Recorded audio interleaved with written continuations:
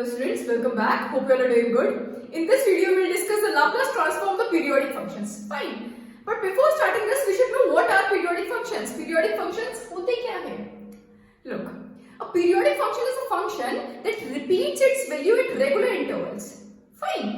Means अगर एक function है fu, means function of u, तो इसकी जो आपको वैल्यू मिल रही होगी, अगर वही वैल्यू आपको फंक्शन की u प्लस t पर मिल रही है, वही वैल्यू u प्लस 2t पर मिल रही है फंक्शन की, वही वैल्यू फंक्शन की u प्लस 3t पर मिल रही है, एंड सो ऑन. तो इस फंक्शन को हम बोलते हैं पीरियोडिक फंक्शन. और यहाँ पर ये t क्या है? Non zero constant. ऐसी कांस्टेंट वैल्यू जिसको ऐड करने पर हमारे फंक्शन की वैल्यू चेंज नहीं होती, उस कांस्टेंट को हम बोलते हैं period of the function. Fine. अब इस वीडियो में डिस्कस करेंगे कि पीरियोडिक फंक्शन का लाप्लास ट्रांसफॉर्म कैसे फाइंड किया जाता है. ठीक है, इसके लिए एक थ्योरम है. Let ft be a periodic function with period t is greater than 0, that is f u plus t is equal to fu, f u plus 2t is equal to fu, etc. Then Laplace transform of ft is equal to integral 0 to t e raised to the power minus pt f dt upon 1 minus e raised to the power minus pt. अगर ft कोई periodic function है with period t is greater than 0, periodic function है मतलब u पर जो आपको function की value मिल रही है, वही वैल्यू आपको u प्लस t पर मिल रही होगी, वही वैल्यू u प्लस 2t पर मिल रही होगी. Means fu is equal to fu plus t, fu plus 2t is also equal to fu and so on. जैसे अगर u प्लस 3t लेते तो u प्लस 3t पर जो आपको फंक्शन की वैल्यू मिलेगी वो भी fu के इक्वल होगी. ठीक है, एंड सो ऑन. तो अगर ft पीरियोडिक फंक्शन है तो इसका लाप्लास ट्रांसफॉर्म हम कैसे फाइंड करते हैं? ये हो जाता है integral 0 to t e raised to the power minus pt f dt upon 1 minus e raised to the power minus pt. Fine. Prove करेंगे इसको. वी हैव, अगर ft कोई फंक्शन है t का और इसका हमें लाप्लास ट्रांसफॉर्म फाइंड करना है तो हम कैसे करते हैं? Fine. By definition Laplace transform of ft is equal to integral 0 to infinity e raised to the power minus pt ft dt. इसी तरह से फाइंड करते हैं Laplace transform of ft. अब यहाँ पर जो फंक्शन ft है वो पीरियोडिक फंक्शन है, तो इस इंटीग्रल को हम ब्रेक कर लेंगे 0 to t, t to 2t, 2t to 3t and so on till infinity. Fine. 0 to t e raised to the power minus pt ft dt plus integral t to 2t e raised to the power minus pt ft dt plus 2t to 3t e raised to the power minus pt ft dt plus and so on. ठीक है, इस integral को हमने break कर लिया 0 to t, t to 2t, 2t to 3t and so on. ठीक है, now this is equal to integral 0 to t. देखो इसमें आपका जो वेरिएबल है वो t है और इंटीग्रेशन हो रहा है विद रिस्पेक्ट टू t, तो इसको हम लिख सकते हैं e raised to the power minus p u fu du. अब हमने वेरिएबल कर दिया u और इंटीग्रेशन हो रहा है with respect to u, means t is equal to u that कर लिया. कर सकते हैं, सेम है. ठीक है, प्लस इंटीग्रल. देखो अब हम क्या करेंगे, सारे इंटीग्रल्स की लिमिट 0 टू t बनाएंगे. तो सेकंड इंटीग्रल में लिमिट 0 टू t बनाने के लिए हमें क्या करना पड़ेगा? Put t is equal to u plus capital T. अगर आप सेकंड इंटीग्रल में t is equal to u plus t put करेंगे, u प्लस कैपिटल T, तो आपकी लिमिट्स हो जाएंगी 0 टू t. फाइन. ऐसे ही थर्ड इंटीग्रल में लिमिट 0 टू t बनाने के लिए क्या करना पड़ेगा? t is equal to u plus 2t put कर देंगे. ठीक है, तो इसमें आपकी लिमिट 0 टू t हो जाएंगी and so on. In integral second, third and so on respectively. ठीक है, मीन सेकेंड इंटीग्रल में हम t के प्लेस पर u प्लस t पुट करेंगे, सेकेंड इंटीग्रल में. थर्ड इंटीग्रल में t के प्लेस पर हम u प्लस 2t पुट करेंगे. ठीक है, तो देखो क्या मिलेगा. Second integral e raised to the power minus p, t क्या लेट कर रहे हैं u plus capital t f u plus capital t dt. Integration हो रहा है ना with respect to t.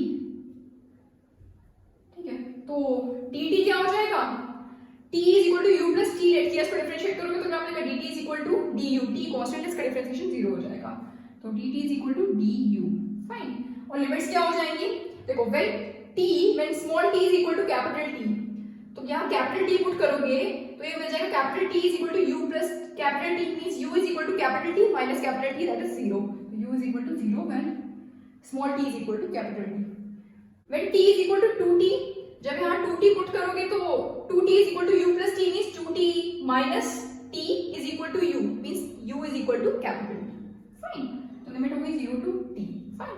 Next integral में e raise to the power minus p, यहाँ पर t के प्लेस पर क्या पुट करेंगे u प्लस 2t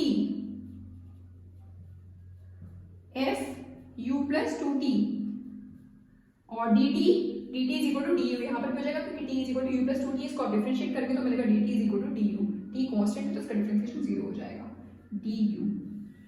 फाइन.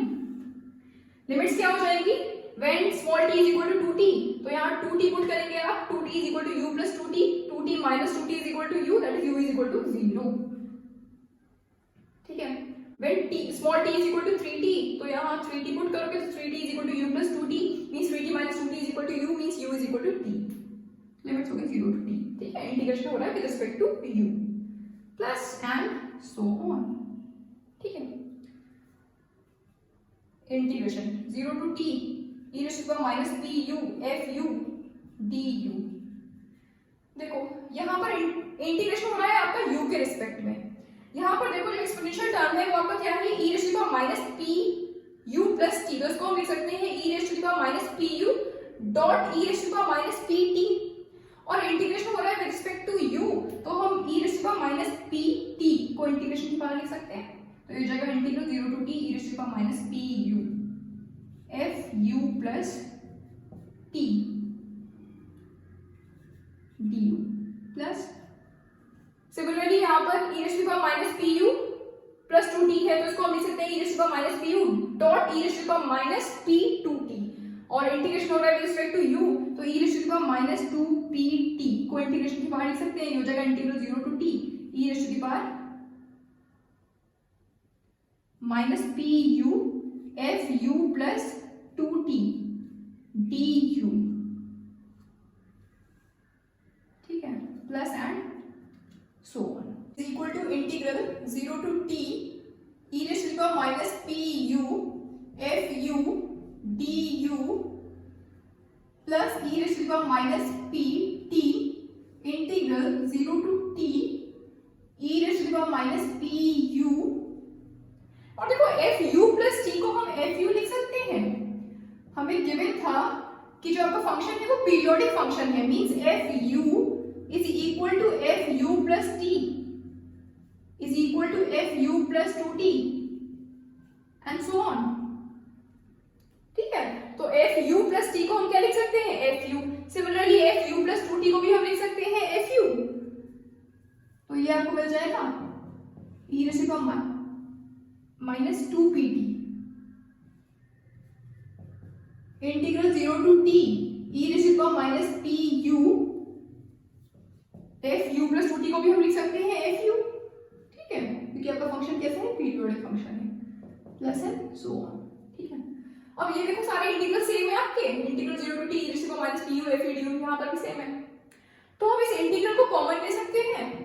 तो ये आपको मिल जाएगा 1 plus e raise to the power minus pt plus e raise to the power minus 2pt plus and so on. और इस इंटीग्रल को हमने कॉमन ले लिया. Integral 0 to t e raise to the power minus pu f u du. ठीक है. ये आपको टर्म्स मिलते हैं 1 plus e raise to the power minus pt plus e raise to the power minus 2pt plus and so on till infinity. ये क्या बन रहा है आपका gp बन रही है with common ratio e raise to the power minus pt.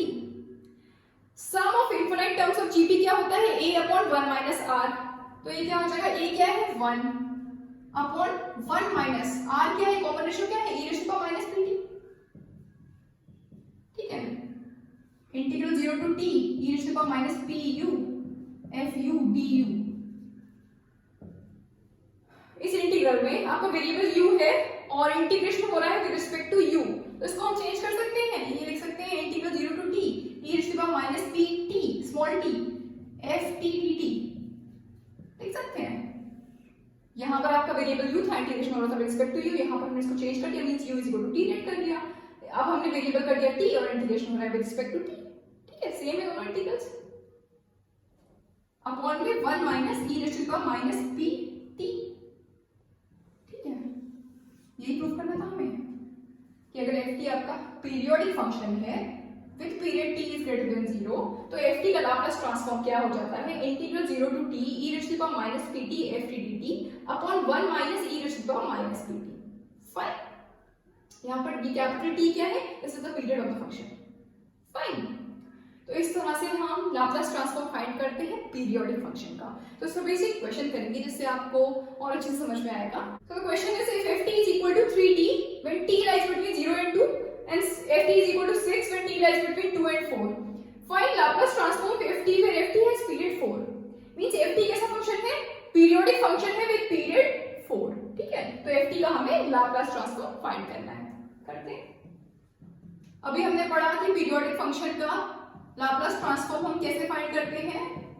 Laplace transform of ft क्या हो जाता है, integral 0 to t e raise to the power minus pt f t dt upon 1 minus e raise to the power minus pt, ठीक है। यहां पर जो आपको पीरियोडिक फंक्शन है उसका पीरियड क्या है, 4, मींस कैपिटल T क्या है, 4। Integral 0 to 4 e raise to the power minus pt f t dt upon 1 minus e raise to the power minus 4p, ठीक है। यहाँ पर माइनस pt है ना, तो t 4 पुट करोगे तो हो जाएगा माइनस 4p। फाइन। अब देखो जो आपका फंक्शन है उसकी वैल्यू है 3t जब t 0 और 2 के बीच में लाई कर रहा है, और फंक्शन है 6 when t lies between 2 and 4। तो हमें इस इंटीग्रल को ब्रेक करना पड़ेगा। ये फंक्शन पुट करने के लिए इस इंटीग्रल को हम ब्रेक करेंगे 0 to 2, 2 to 4। Fine. 0 to 2 e raise to the power minus pt when t lies between 0 to 2, तो फंक्शन क्या है 3t, तो फंक्शन क्या हो जाएगा 3t dt plus 2 to 4 e raise to the power minus pt when t lies between 2 to 4, तो function क्या है 6 dt। Fine. Upon 1 minus e raise to the power minus 4। इनको हम इंटीग्रेट कर लेंगे। देखो इसको हम लिख सकते हैं 3 को बाहर लिख सकते हैं इंटीग्रेशन के, तो हो जाएगा 3 integral 0 to 2 e raise to the power minus pt t dt plus यहां से हम 6 को इंटीग्रल के बाहर लिख सकते हैं, हो जाएगा 2 integral 2 to 4 e raise to the power minus pt dt upon 1 minus e raise to the power minus 4p, ठीक है। अब इसको इंटीग्रेट कर लीजिए इज इक्वल टू, यहाँ पर आपके दो फंक्शन है, एक है e raise to the power minus pt और एक है t। तो इसको हम इंटीग्रेट करेंगे बाय पार्ट से, considering t as first function and e raise to the power minus pt as second function, ठीक है। t को फर्स्ट फंक्शन कंसीडर करेंगे, e raise to the power minus pt को सेकंड फंक्शन कंसीडर करेंगे और इसको integrate करेंगे by part से, ठीक है। तो ये क्या हो जाएगा, first function as it is means t as it is, second function का इंटीग्रेशन, तो ये हो जाएगा e raise to the power minus pt upon minus p, limit सब लेंगे 0 to 2 minus integration 0 to 2 first function का डिफरेंशिएशन, तो t का differentiation with respect to t क्या हो जाएगा 1 डॉट, सेकंड फंक्शन का integration e raise to the power minus pt upon minus p। जब आप इसको इंटीग्रेट करोगे विद रिस्पेक्ट टू t तो आपको क्या मिलेगा e raise to the power minus pt upon minus p। Fine. dt plus 6 e raise to the power minus pt का integration with respect to p क्या हो जाएगा e raise to the power minus pt upon minus p, limit आ जाएगी 2 to 4, ठीक है। Upon में 1 minus e raise to the power minus 4p, ठीक है, इज इक्वल टू 3 लिमिट्स लगाएंगे, upper limit minus lower limit. जब अपर लिमिट लगाओगे तो ये आपको मिल जाएगा 2 e raise to the power minus 2p upon minus p minus जब लोअर लिमिट लगाओगे तो ये हो जाएगा 0 इनटू दिस मींस 0, हो जाएगा 0 minus e raise to the power minus pt upon minus p को हम इंटीग्रेट करेंगे विद रिस्पेक्ट टू t, तो आपको क्या मिलेगा e raise to the power minus pt upon p square. कैसे, e raise to the power minus pt को जब आप इंटीग्रेट करोगे विद रिस्पेक्ट टू t तो आपको क्या मिलेगा e raise to the power minus pt upon minus p, तो minus p into minus p हो जाएगा p स्क्वायर। फाइन। उसका इंटीग्रेशन क्या हो जाएगा e raise to the power minus pt upon p square limits आ जाएंगी 0 to 2, फाइन, प्लस 6, इसमें भी लिमिट्स लगाएंगे, upper limit minus lower limit. जब अपर लिमिट लगाओगे तो ये आपको मिल जाएगा e⁻⁴p upon minus p, minus lower limit लगाओगे तो ये हो जाएगा e⁻²p upon minus p, fine, upon 1 minus e⁻⁴p is equal to 3 minus 2 e⁻²p upon p, minus यहाँ पर लिमिट्स लगाएंगे तो अपर लिमिट लगाओगे तो ये आपको मिल जाएगा e⁻²p अपॉन p², और लोअर लिमिट लगाओगे तो ये जाएगा e⁻⁴ मींस 1 अपॉन p², ठीक है, प्लस 6 को मल्टीप्लाई कर दो इस ब्रैकेट के अंदर तो ये आपको मिल जाएगा, पहला टर्म आएगा आपका नेगेटिव में 6 e⁻⁴p upon p, second term ये माइनस माइनस पॉजिटिव हो जाएगा तो ये आ जाएगा plus 6 e⁻²p upon p, fine, upon में 1 minus e⁻⁴p is equal to 3 minus 2 e⁻²p upon p, इस माइनस को मल्टीप्लाई करके ब्रैकेट के अंदर तो ये हो जाएगा minus e⁻²p upon p², plus negative negative positive हो जाएगा तो प्लस 1 अपॉन p², ठीक है, minus 6 e⁻⁴p upon p plus 6 e⁻²p upon p, और अब 3 को मल्टीप्लाई करो इस ब्रैकेट के अंदर is equal to minus 6 e⁻²p upon p minus 3 e⁻²p upon p² plus 3 upon p², 3 को हमने इस ब्रैकेट के अंदर मल्टीप्लाई कर दिया, ठीक है, minus 6 e⁻⁴p upon p plus 6 e⁻²p upon p, 1 minus e⁻⁴p, ठीक है, यहाँ पर देखो आपको मिल रहा है माइनस 6 e⁻²p अपॉन p, यहाँ पर मिल रहा है पॉजिटिव में 6 e⁻²p अपॉन p, तो ये कैंसिल हो जाएंगे, ठीक है, और ये जो टर्म्स बच रहे हैं आपके वो क्या है, minus 3 e⁻²p upon p² plus 3 upon p² minus 6 e⁻⁴p upon p, ये मिल रहा है आपको। तो यहाँ पर हम एलसीएम ले सकते हैं तो ये आपको मिल जाएगा